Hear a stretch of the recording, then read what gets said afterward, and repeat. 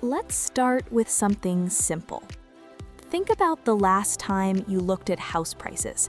Not casually, not for fun, really looked. Maybe you opened a listing. Maybe you checked a mortgage calculator. Maybe you saw what rent costs now.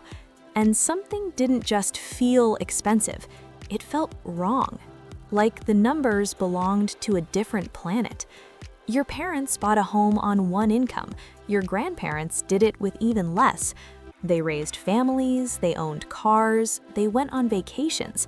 Today, people work more hours than ever. They're more educated than ever. They're more productive than ever. And still, they can't afford a place to live. That's not normal. And here's the part that should really get your attention. This isn't just happening where you live, it's happening everywhere. In rich countries, in developing countries, in huge cities, in small towns. Different cultures, different governments, different economies, same housing crisis. So this isn't a coincidence. It's not bad luck. It's not one bad policy in one bad place. When a problem appears everywhere at the same time, it means the system itself is doing something wrong. And once you understand what that is, everything starts to make sense. Let's rewind the clock. After World War II, housing was simple, not stylish, not luxurious, just functional. Governments had one priority: get people housed. Millions of families needed somewhere to live, so homes were built fast. Land was cheap, rules were light, approval was quick. If someone wanted to build a house, they usually could.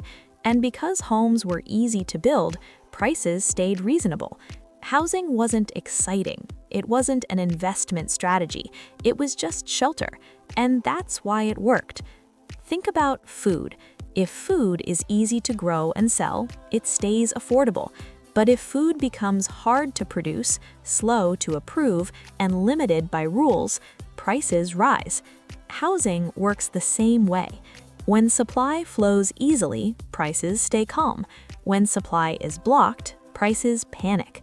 Now let's talk about cities. As economies grew, cities became magnets. Jobs, universities, hospitals, opportunity. People moved in. Land started to feel scarce, and governments started worrying. They worried about noise. They worried about traffic. They worried about overcrowding. So they said, we need to protect neighborhoods. That sounds reasonable. Everyone wants stability, but protection came with restrictions.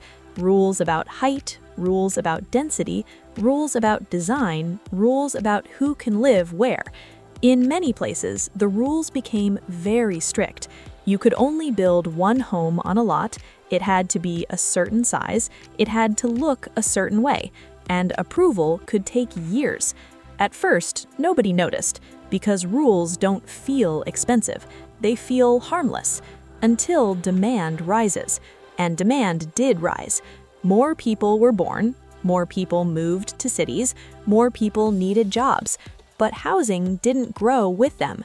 That's the heart of the crisis. Demand kept climbing, supply stayed frozen. And when that happens, prices don't gently increase, they explode.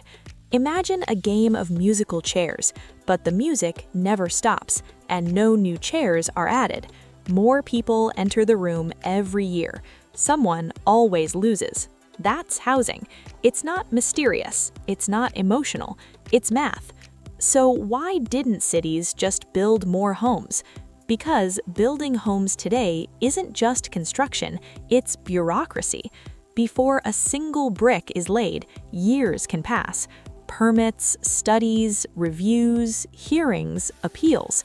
Every delay adds cost. Interest keeps running, labor costs rise, materials get more expensive, time becomes the enemy. And here's the part most people miss.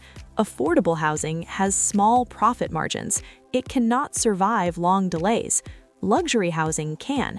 So when builders face uncertainty, they don't choose what's socially ideal. They choose what can survive. That means expensive homes. That's why new buildings often feel disconnected from normal people. It's not greed, it's survival. Now let's add another layer. When housing becomes scarce, it changes purpose. It stops being just a place to live. It becomes a financial asset.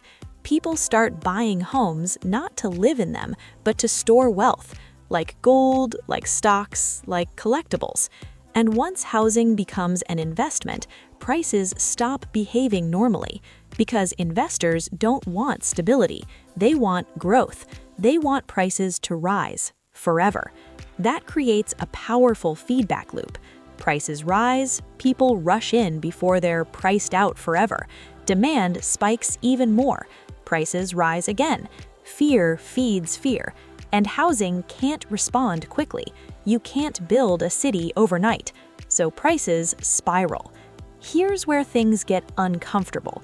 Because homeowners benefit from rising prices, their house becomes their safety net, their retirement plan, their backup plan.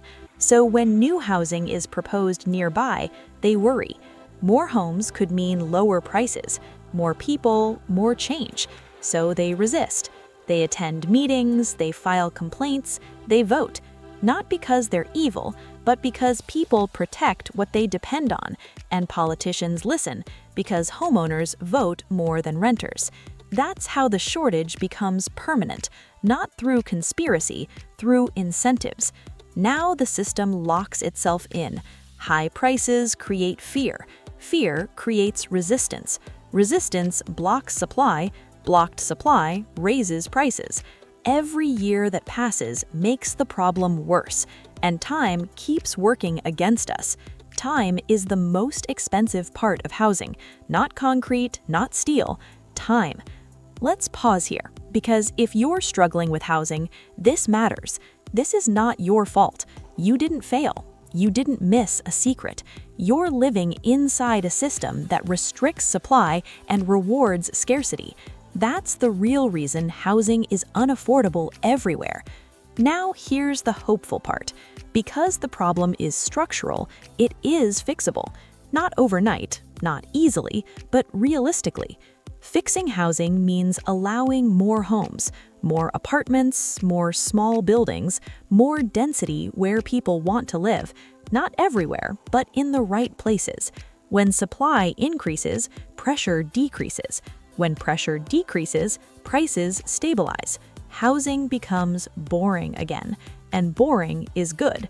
This doesn't mean destroying communities, it means letting cities grow naturally. A city that can't grow strangles itself. Growth isn't the enemy, stagnation is. Housing should be shelter first, not a speculative asset, not a financial gamble. When we treat homes like casino chips, society pays the price. So the next time someone says housing is expensive because of inflation or young people just don't work hard enough, remember this: the problem isn't effort, it's design. We designed a system that blocks homes and rewards scarcity, and systems always do what they're designed to do. If we want different outcomes, we need different rules. Rules that allow building, rules that allow change, rules that treat housing as a place to live first and an investment second. If this video helped you understand housing better, take a moment to like it. Subscribe for more simple explanations of complex money problems, and leave a comment below. Should housing be an investment or a human need? Because how we answer that question will shape the future of where we live. Thanks for watching our video. Like and subscribe our channel for watching more informative videos.